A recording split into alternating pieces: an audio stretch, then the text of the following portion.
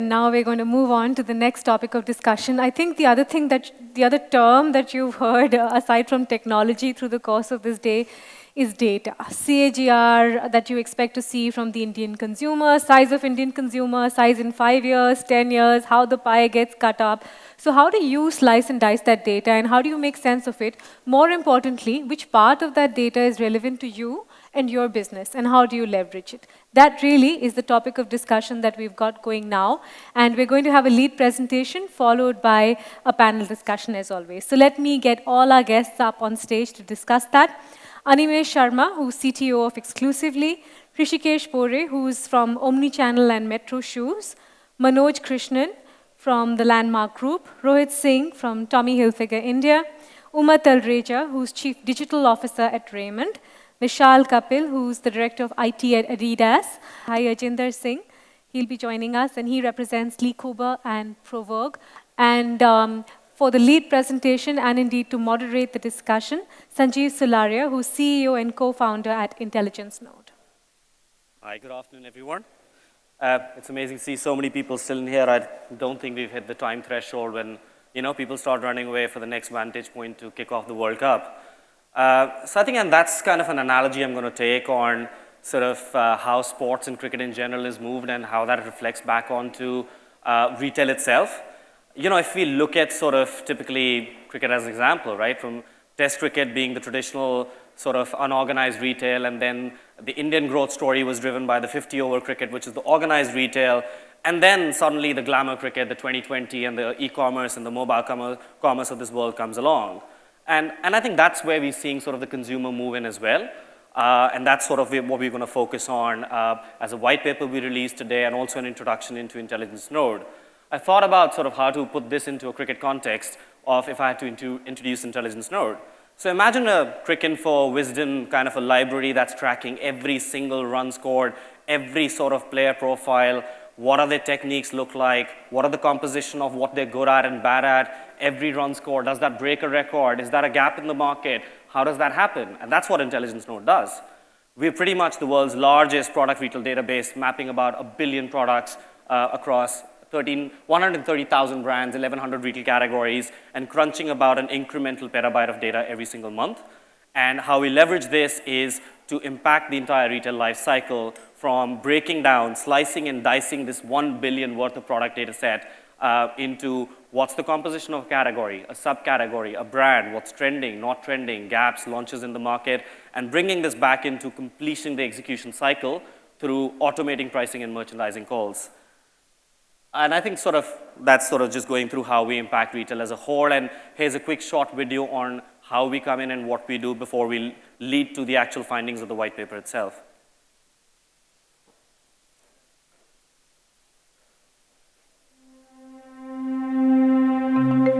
Being a merchandiser, your days are filled with decisions. Decisions about customers, about competition, and profits. The best decisions come from learning from the past, having good current data, and keeping an eye on coming trends. Introducing Intelligence Node's Pricing Intelligence Suite.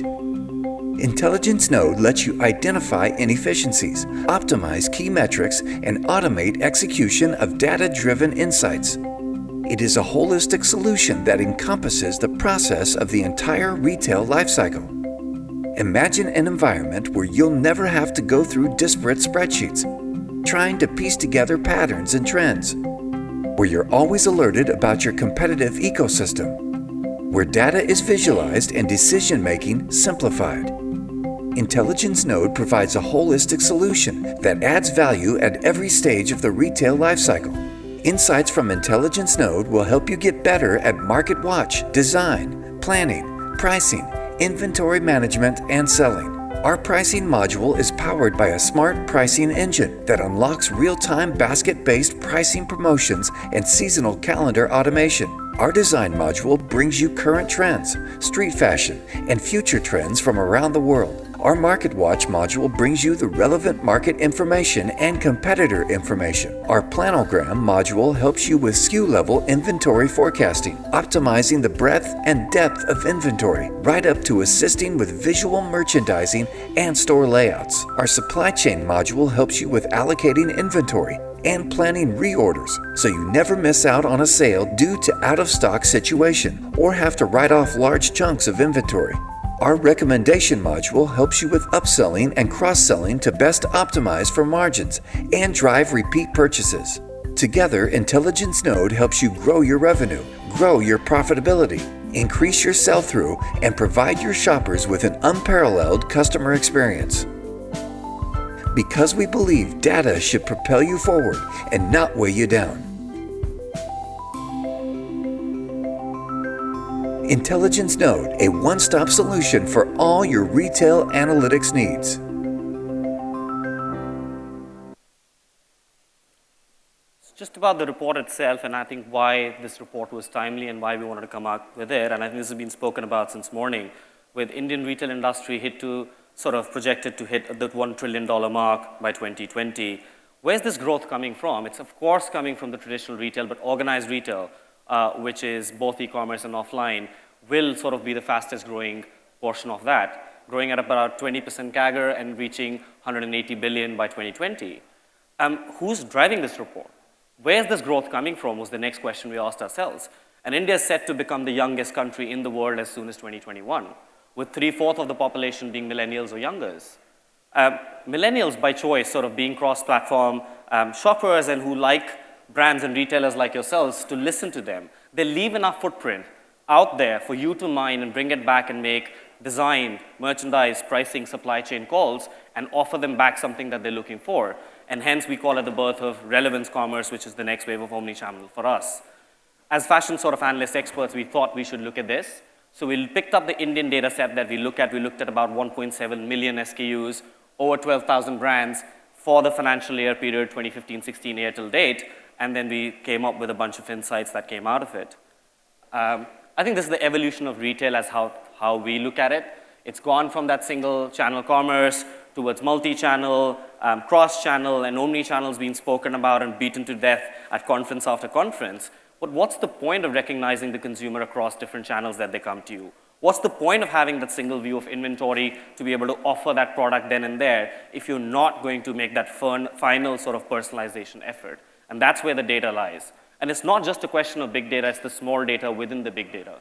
Can you break the silos of fashion from design to planograms to supply chain to store warehouse fulfillment to visual merchandising to sales and those post recommendations? Can you join all those dots and start targeting your consumers better and offer them what they're looking for when they're looking for it?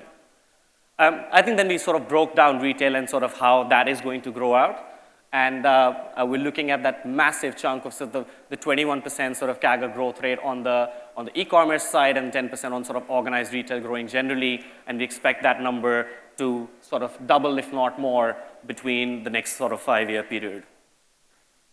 And then I think coming back to why sort of that growth is coming in the organized sector, where is it coming from? And I think it's the digitization of India as a whole. We're looking at sort of more than double online penetration over the sort of overpopulation base of India between 2015 and 2020, where we sort of get to about 44% online penetration. Smartphones, and it's not just mobile phones. We're looking at about a chunk of sort of 800 million mobile phones out there by 2020, but 600 million being smartphones. So it's people who actually have access to internet, can search, discover product, go through the selection process, and even purchase. So that's sort of where the next sort of growth is coming from. And then who is the shopper who's driving this growth? I think we keep coming back to this question, and one of my favorite quotes from Steve Jobs from '98 is, people often don't know what they're looking for till you actually show it to them. And I think 18 years fast forward, that's changed on its head. Consumers are walking into stores knowing exactly what they want. They know more than the product copy that you can write on the e-commerce site. They know more than what your store assistant can ever know. And I think it's catering to these consumers who are hyper-aware, hyper-research, have done their competitive benchmarking, walk into your store demanding what they want in the size, in the color, at the price point that they want. And that's sort of who you're catering to. So we looked at a bunch of trends of these millennial and younger shoppers themselves. That's just a quick sort of overview of how India is moving in terms of population breakup between now and 2020, and 3/4 are going to be millennials and youngers. Here's a quick sort of check of millennials and sort of their behavior itself. 40% of men in this sort of group of millennials over a global study said they would sort of buy anything online if they could, and everything online if they could. And that's about 33% for women. 3 million minutes every single month spent on mobile by millennials. I think if we're missing out on that data to be mined and that footprint to be left to take sort of actionable executional calls, then we're missing out on a massive opportunity. And then video is sort of also powering through helping purchase decisions. Then we said, okay, why don't we bring this down to fashion further? So what's happening on sales online versus offline with millennials? And that number, 20%, is growing year on year, quarter on quarter, day on day. And I think that's where sort of you should look at. Does that mean, going back to my cricket analogy, that test cricket is going to die and 50-over cricket is going to die? Probably not. It's the union of the three. It's the engagement across all three formats and different entertainment value that they bring to the consumer itself. And as you see, sort of there's a fairly even split between pure play retailers, clicks and bricks, as well as manufacturing sites. Millennials also are happy to go through across all those channels to make a purchase. We further sort of went into fashion and said, what's the average basket size per trip that these millennials bring? And it's a lot higher than the other generations. So about $54 being spent on an average basket size per trip by millennials. When you look at sort of men, within men, millennials would spend about 2x on apparel. For women, it's 2x, but across fashion, not just apparel. And that's just a quick case study on how sort of personalizing your merchandising opportunity across different small flagship stores by Cabela led to incremental revenue and 27% increase in brand value itself. We're sort of going to present a very different category, and just to lay out the foundation for the white paper itself, looking at those 1.7 million products, 12,000 brands, we broke down meta categories to subcategories to sub-subcategories, looking at what's the composition of Indian fashion today. We were actually going to present a fast fashion example, but I think given the example from this morning, we actually went into ethnic wear. We just got some screenshots from the portal itself. So we're looking at the breakdown of this 1.7 million products across sort of the 4 big bases of fashion, if I may, which is footwear, accessories, apparel, and lingerie. And that's sort of the spread that we get to within those 1.7 million products that we looked at in an Indian context, and apparel sort of leading. We further broke apparel down into look at where does this sit between top wear, bottom wear, apparel sets, ethnic wear, and dresses. And I think this is the conversation from morning, is the consumer moving on from ethnic wear towards fast fashion. But I think if you look at from what are brands pushing out, just purely in terms of number of products, ethnic wear is by far the biggest category sitting out there, with 42% of those 1.7 million products coming from that category. We said, why don't we break that further down? And we started looking at what is the composition of ethnic. And once you get access to the white paper, every single subcategory is broken down to this level. Top wear, bottom wear, dresses, we've broken footwear, lingerie, we've broken everything down to what are the subcategory components. And just to show a sort of trending example, because this is a live portal that feeds on real-time data on sort of what's been the last week between the 6th to the 14th of March, how sort of ethnic wear has been trending in terms of in-stock items, average price, average discount across the organized retail sector itself. Then we said, why don't we break the saris, the biggest component of ethnic wear, down to what are they composed of? And that's part of the white paper again, where we've broken t-shirts, dresses, every single last level category into the composition side of things itself, into what are the materials they're made of, what are the silhouettes around them, what are the colors that are trending, and sort of gender splits as well. So that sort of leads us to opening out the white paper itself before we move on to the esteemed panel. And we'll be making these copies available on the left corner, that inside. But I'd request all of you to sort of join me in releasing the white paper, if you may. Thanks.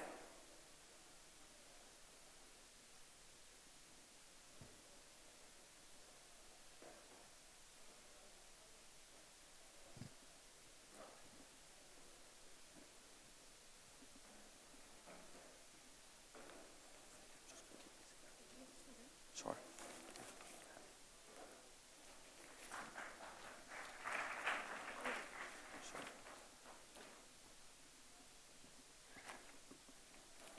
We'll release this together? Yeah. Shall we? Yeah.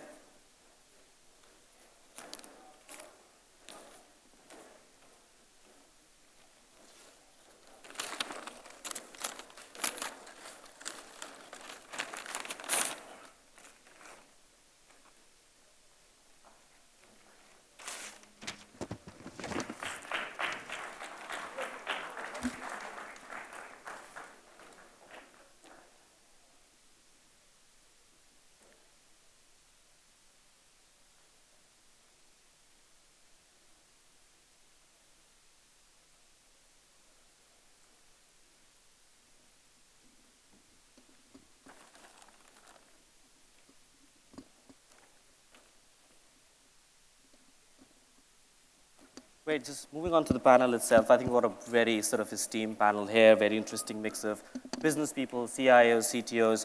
So I think I want to throw out a question to all of you to begin with on what really is the importance of this data crunching, big data, consolidating sort of different data sets and breaking these silos in fashion to each one of you individually at your individual brands, and then how you're currently doing about it, what are the priority calendars, and any success stories of leveraging data better across sort of the retail life cycle, if you've leveraged it better from a design perspective, from a personalization perspective, from a omni-channel adoption perspective, any example success stories that sort of we could all learn from. You could just go around sort of a quick introduction into what sort of role you were playing within this digitization process and success stories around that. So start with you. Hi.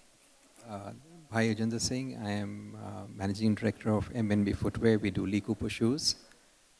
The last 4 or 5 years, we've done actually a lot of investment on the technology side because we realized that going forward that we possibly need to think like a software company and not like a product company, because all the value addition that is going to be captured from here on is going to be based on the quality of data that we can get and the quality of analysis that we can do on top of that. So, So any examples that sort of where you've seen this investment into software come through life and you've seen any significant ROI impacts? Yes. Historically, our products were built product upwards into the categories, and very tactile way they were built. But we found that our success rates were not so good. So what we did was we first put an SAP at the back end and had a single database from manufacturing to retail. And after a few years, we had enough data to be able to predict down to the SKU level or the assortment level or the region level of what are the characteristics of the products that market requires.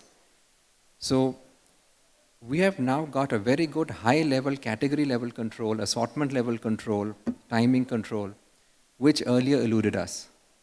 And obviously, there's a lot of small data, like you rightly said, that the actual product still has to be built, still has to be thought through.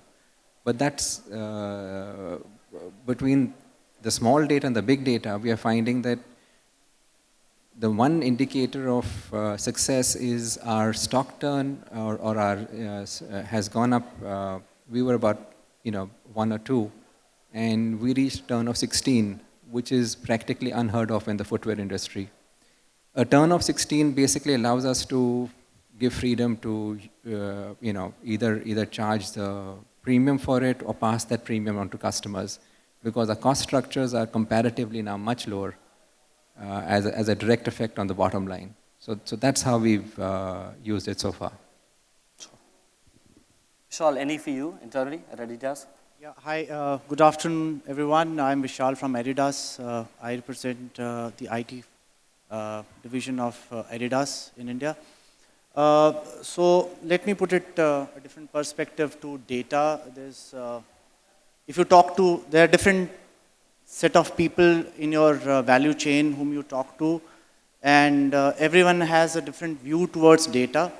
So if you're talking to supply chain people, they have a different way to look at data.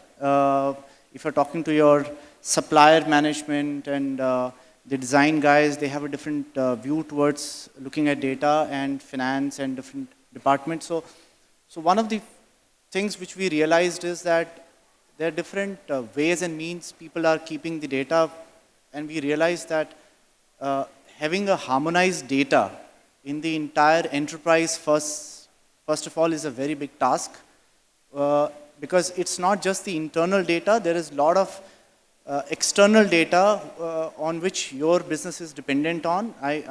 What I'm trying to say is your franchisee data. So when we talk of data harmonization, it spans around not only enterprise level, but your partner level also. So it's an exercise one must undertake in a fashion oriented product, because the kind of advantages which it sets in the whole organizations is multidimensional. So there's a lot of talk on online, offline, and how do you generate benefits out of those investments. I believe that if your data is not set right about your product, about various other things, a lot of other investments you will find that it will fall through cracks and you'll be fixing various problems. In my view, these things need to be, so you need to prioritize your data journey in terms of short-term goals, medium-term and long-term goals. We have seen that there are certain categories within our product which sells very, very well in certain markets. So when we talk of small data, so those are the small data which intelligence which we have inculcated in our reporting structures, which helps us react fast to the market. And if there are partners, franchise partners who are placing less orders of certain product categories, it has helped us to orient them towards, that this is the product which is going to sell more in a particular market, and this is something which has not sold so well, but we believe this is going to sell more. So I think it's a journey which we need to undertake. And another point which I want to make is, if you just look at the data which is generated outside your enterprise, it is so huge. It is so huge. So my suggestion is that please do not try to do everything internally. There are a lot of data broker services which is available in market outside. Take help from those experts and bring those benefits into your organization and bring that intelligence within your organization for the better use.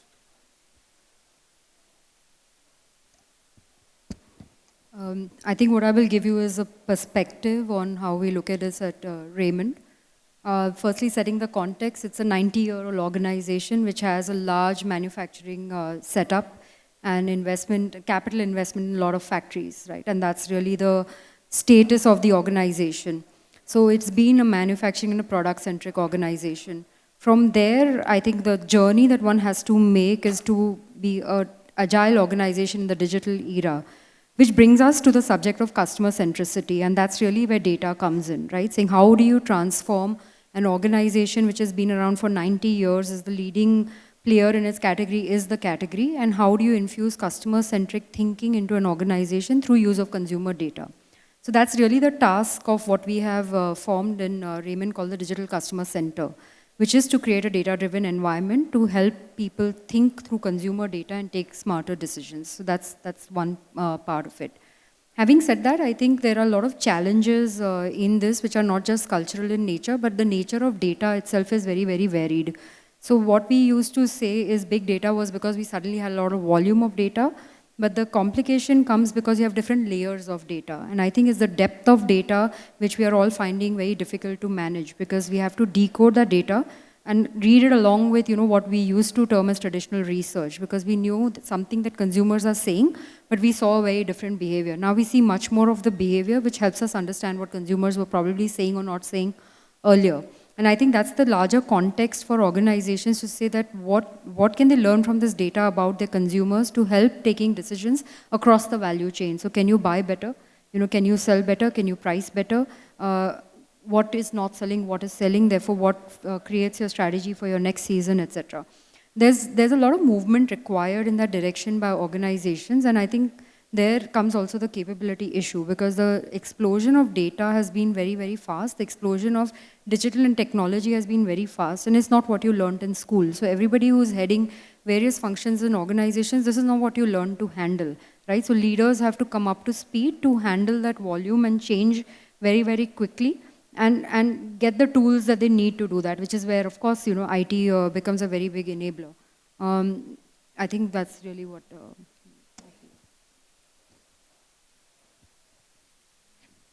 Myself, Animesh, CTO for Exclusively. So Vishal and others have already talked about the importance of data, and there is no denial of the same. So one of the topic of this panel was big data, and this word has been used at a different point of time. and a different context. So from a technology front, they are, if I am using a word big data, there are like three parts to it. One is the data platform, where you are actually storing all the data warehousing and using some NoSQL database kind of a thing. Then converting that data to some information, because raw data doesn't make any sense until it gets converted into some valuable information using some Hadoop jobs or through some big data technologies. And the third part is the analytics, and where actually magic happens when the raw data gets converted and goes into the analytics part. Some languages like R, Python, or SAS-based solution being used for the same. So in our firm, we are building a data. So the lady in the last panel, she was talking about the data platform at Flipkart. So this has been built at different technical organization, has been vastly used. So some of the achievements we have, and even Vishal pointed out, so whether you are talking about the supply chain or the customer front or the point of sale, this could be useful at any point location. So one example I would like to quote from our side is we have one vendor who was, we are supposed to import 5 million products on a daily basis, and those are fast moving products. So we were like, need to have those products goes live. If the inventory is out, that product should be delisted. The price needs to be updated. And had it been a few years back, it would have taken me 1 day just to upload that data. But with this whole new technologies coming up, we are able to do it in less than 15 minutes. So that's one of the achievements we have did. And definitely we are launching our new or next version of our app or the site, where the recommendation engine or the personalization would be there on the basis of the data we have collected in last couple of years. So that's some of the key things we have got out of that. Hi, I'm Rishikesh from Metro Shoes. At the outset, let me just say that Metro Shoes is not anytime trying to become a software company. For the foreseeable future, we see ourselves as retailers of footwear.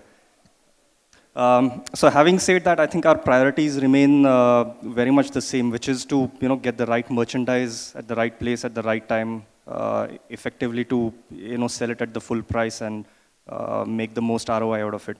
So having said that, how do we look at data therefore? So for us, when we look at data, the applications of data are threefold. One is either you use it to understand your customer better, you use it to understand your competition better, or you use it to understand yourself better. So having just started this journey, we've started approaching it from know yourself better, and which is to see how can we merchandise better, how can we buy things better. So all along, it's been guided a lot by intuition, but now we want to, without reducing the influence of that intuition, we want to help that intuition with the help of with data. So we are looking at it from that point of view right now. So how do we find out what are the products that are selling? So we have 300 plus stores across India. So there are different styles which sell across different stores. Even within the same city, different stores have different catchments. So how can we merchandise better? What are the right quantities to have?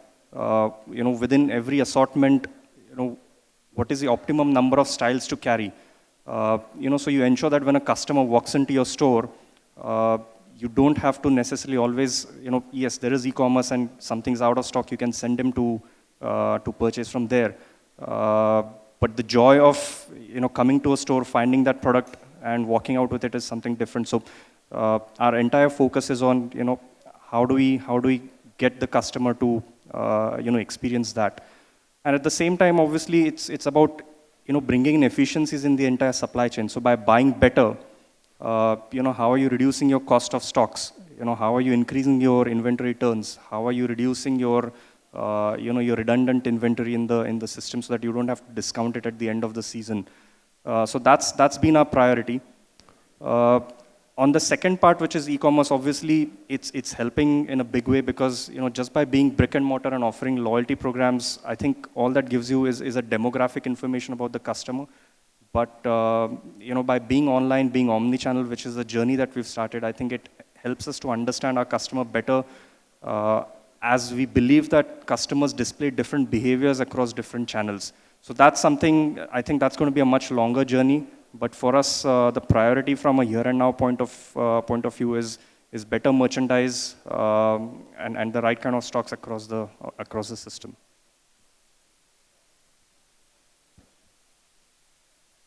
My name is Manoj Krishnan. I manage IT for the Landmark Group in India.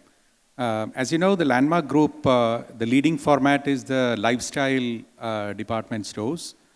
We also have other strong formats. Value fashion brand is called Max. We have a furniture business run by Home Center. We also have a set of stores called Splash Stores, which is more younger fashion brand. We also have Krispy Kreme donuts and Fun City in the malls, which is video games for young children. So it's quite a diversified group, but the soul, of course, is retail. When we look at data, this data spans across all these multiple categories. And as the businesses operate independently, some of their beliefs is based on the data, and some of their beliefs used to be based on the gut feel and the way things used to be done. Now, those of you who shop in lifestyle, we also have a loyalty program. It used to be called Inner Circle, now it is called Landmark Rewards. So the first example I want to give is the way we run Landmark Rewards, because that's a classic example of how the data is leveraged within the Landmark Group. Now, Landmark Rewards is a program that spans across all the categories. So whether you are buying furniture, you're buying apparel, you're buying stuff for your kids, or you are playing in Fun City, technically the data all lands up in the same place. And when we did analytics on this data, contrary to the belief of some of us, we found that the chances and the possibilities for cross-selling across these categories was much better than what we expected. So the program is run as a group program today, and after the analysis, there is analytics which is being run on this data.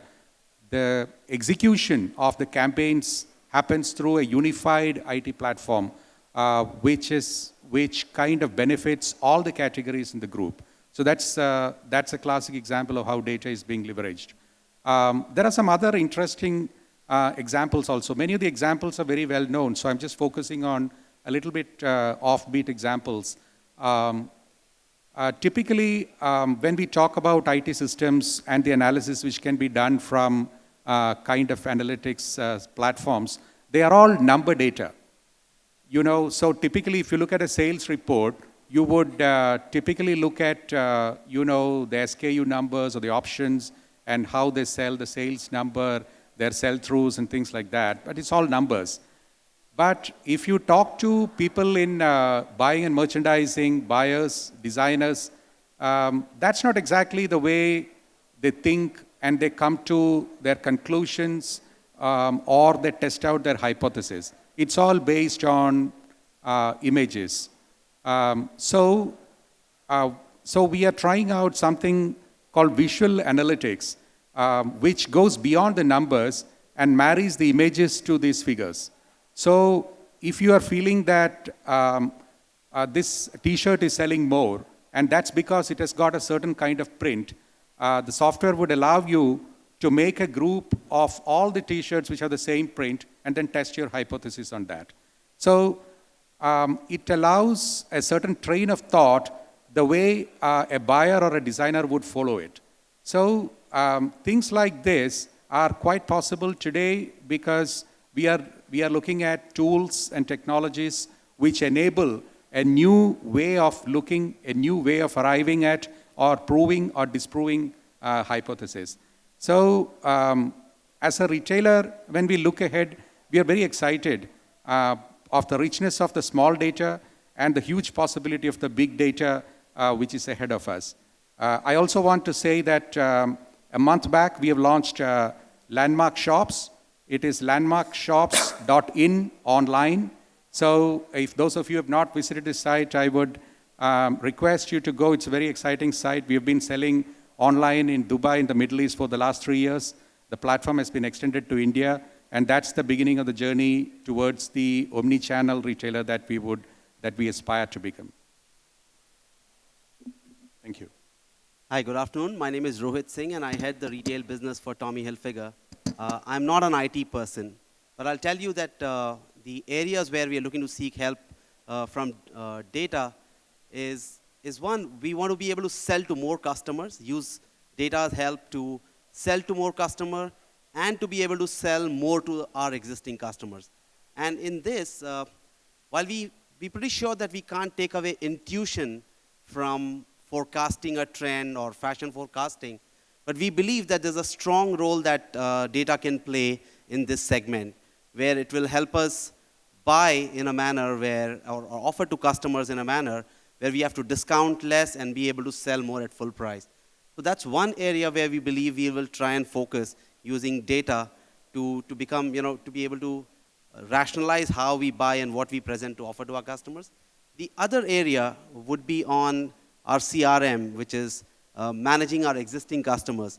If this will help us, and we are trying to seek help from data to see if we can personalize our services, personalize offering, personalize how we reach out to these customers, our existing customers.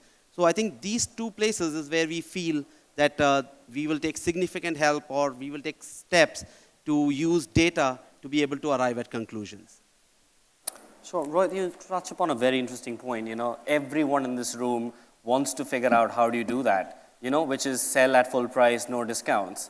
It's an aspiration that each one of everyone has. How do you go about it, and have you had sort of any lessons? Is it personalization?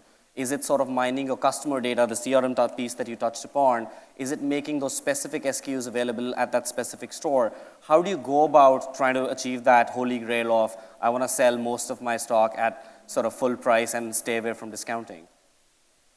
Sanjeev, what we started now, as of now, is to mine our existing data that we have, our CRM data, and look at patterns and behaviors that we can observe, and not just purely on what was bought. If there is more information that we can gather about that customer, their habits, and then maybe offer something around that. That's what we are trying to do currently. Sure. And Uma, in this race for personalization, and I think we've all spoken about it, one of the biggest roles that data will play, is leveraging this cross-platform knowledge, cross-channel knowledge, and personalizing.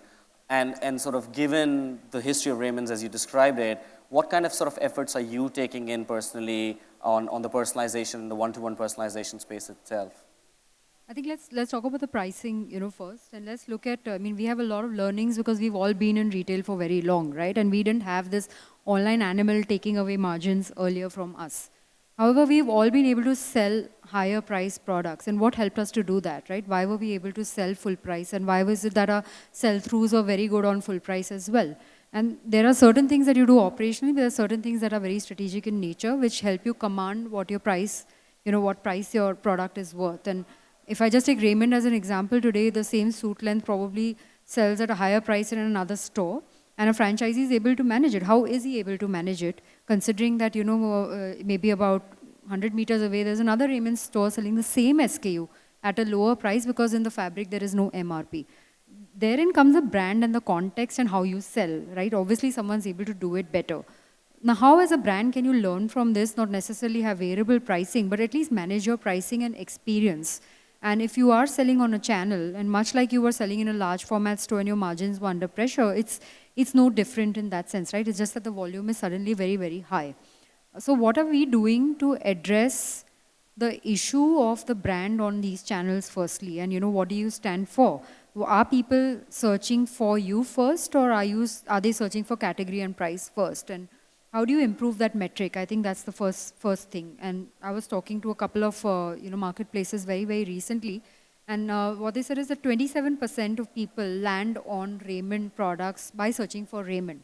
And that's a smaller number compared to a benchmark that would be. Now, what are the 2-3 things that I need to do to improve that metric is what will help me to improve my full price sale, including making my full price range available on season, on time, right? So that I'm able to sell fast and I'm able to manage that discount. I think that's the first thing.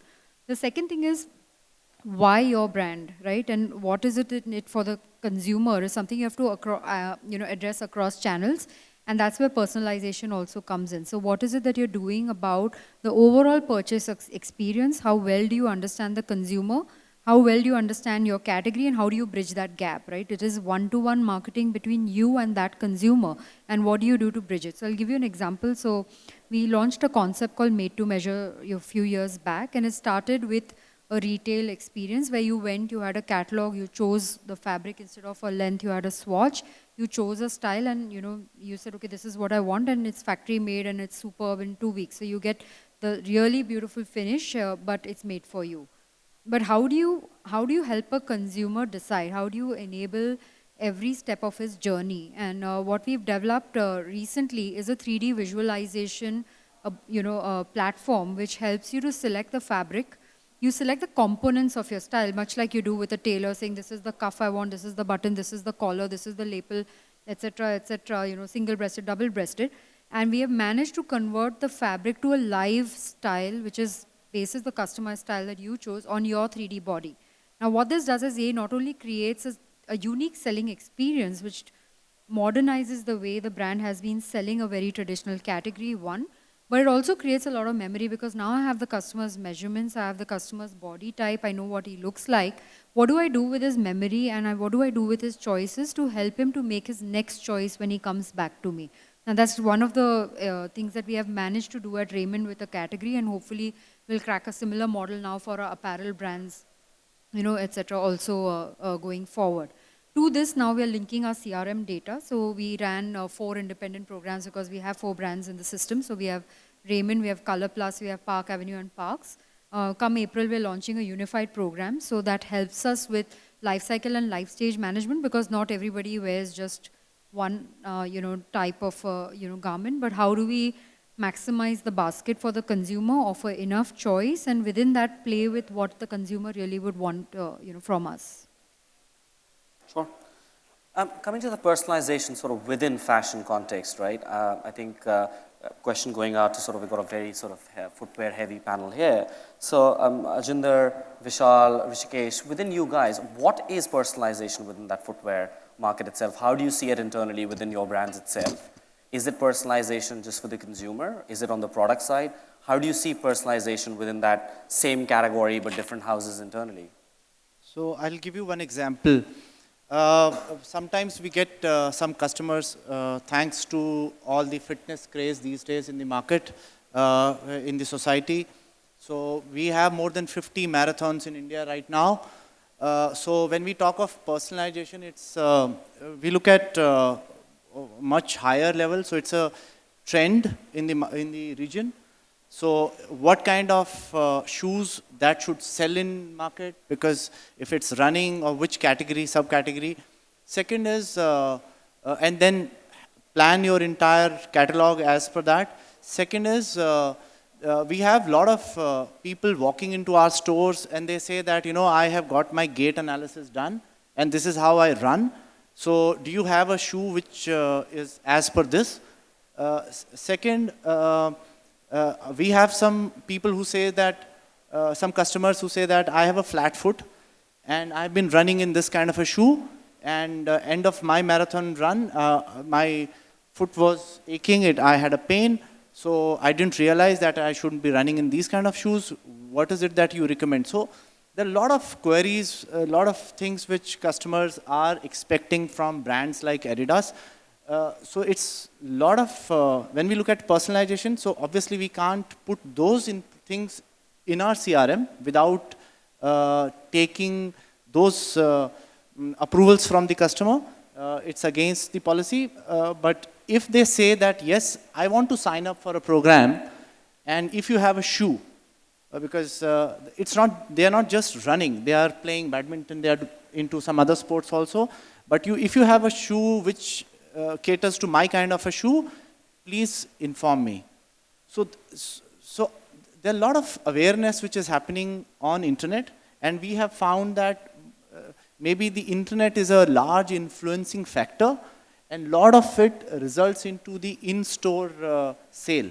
So that's where we are seeing that it's a very engaged customers we are seeing these days. It's not just that you run a CRM program and that's how customer is coming to you. It's a lot of times it's the other way around.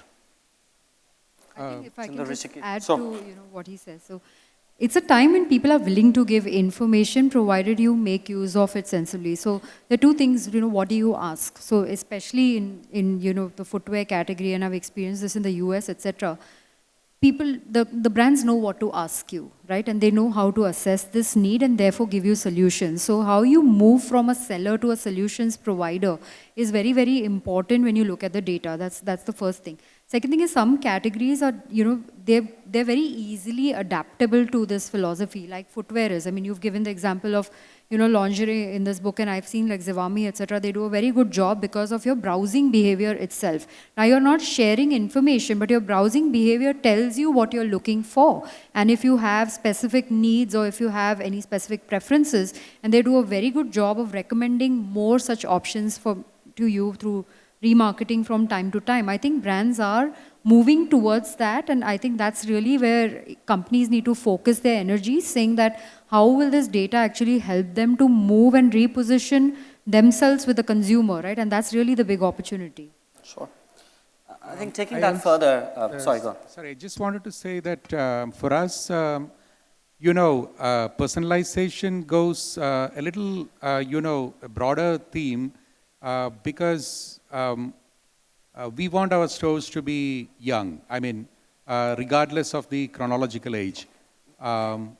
And when the young people come and they look for fashion, fashion gives you a sense of identity.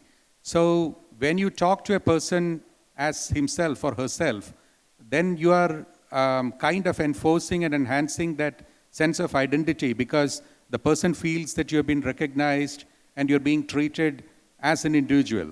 So in that sense, we feel that it contributes to the cool shopping experience. For example, when we were looking at giving coupons, that may be product coupons or, we have moved from static couponing to dynamic couponing, where when you are buying at the till, we understand that certain individual is doing it, so we know the backend is able to understand who's buying. And the coupon that is fired into the mobile of the person who's buying at a lifestyle point of sale is after knowing who is buying. So that coupon is personalized. So, and it's also a question of timing. So we know that you are at the store, and in many of the malls, many of our stores exist together. So there is a lifestyle store, there is a home center, and then there may be a Krispy Kreme.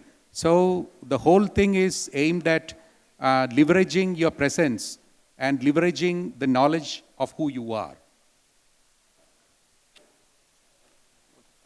So let me just add to that. So there's personalization from a product point of view and there's personalization from a service point of view. Now this is slightly, or actually not big data. Metro Shoes has always been known for its service. And in our stores, therefore, for our sales guys, we've always emphasized that, service to the customer has to come above everything else. So make sure that whosoever comes and shops in your stores goes back a happy customer. And which means that we've gone extra lengths to make sure that the customer is happy. So, we sell other branded products also, like, right, for example, Clark. So I can give an example when a customer came and they saw something that they wanted, but we didn't have in our catalog. We actually went to the extent of importing it from London for that customer and giving it to him, making him happy. Certain customers have special needs when it comes to footwear, okay? So that's not something that you find, in most retail shops. So that's what we customize and get it for our customers. There are customers who have been used to buying certain extremely old designs and they so love it that they wouldn't want anything else. So they come to us with that specific old worn out shoe and say, this is what I've been buying, this is what I want. We go back and make those special pairs for them and fulfill their needs. So I think that's an element or aspect of personalization that should not be overlooked when we are talking about experience in retail. Sure. And I'm sure sort of we can carry on around this with the wealth of knowledge that sits around here, but I've just been asked to wrap up the session. I think if we had to wrap it up, we can say that it's not just about sort of capturing the data, it's slicing it, dicing it, getting those quick insights, be it sort of cross-platform or cross-channels that you bring in or cross-categories. And the fashion context would be is to understanding that wardrobe itself. You know, what does your consumer currently have and what can you offer on top of it? I think on that note, sort of we'd like to wrap up the session here and open the floor out for any questions that anyone has. I just wanted to, have a sense. You have, you're doing omni-channel. You have some, online data which is available through you, on your own websites, your own apps. But to what extent, sharing happens with your, e-commerce partners like Flipkart and Snapdeal? How much of, their big data do you get access to use that for insights and so on and so forth? So let me paraphrase. Your question is how much data we are getting from Flipkart. Is that correct? Or how much we are sharing with Flipkart? Yeah, no, Both how ways. much, how much of that, partnership, of course there's a partnership in terms of, products basically. But how much of, data insights does Flipkart share with you or even the other way around for that matter? So first of all, nobody shares it's a very proprietary data. A lot of companies, they want to manage that data themselves, and they are very, very, very possessive about their customer data. Okay, what is selling, what is not selling. So that's number one. The kind of information which any large brand who is selling on Flipkart or any other e-commerce channel, the data which they get is from various, there are a lot of softwares these days available on the pricing feeds and the scraping, data scraping algorithms which are there. So the data, one is the pricing data you get every day, every time on your product on various e-commerce channels through these algos. Second is the data which they share, which you have asked them to share when you sell your product to them. Okay? So beyond that data, they don't share it, and you don't get that data. So that's one. And number two is there are a lot of services there are a lot of professionals these days available in market, which is basically selling you data, what kind of things, what kind of trends which are there in e-commerce sites, and then that data, that's what I meant by data brokerage services, which then you ask those professionals that, I want to understand which category is selling, what subcategory is selling, on which platform. So that's the job of that data brokerage services. They share that data based on your inputs. I hope I answered. But a warm round of applause, please, for our guests and speakers today. Thank you very much.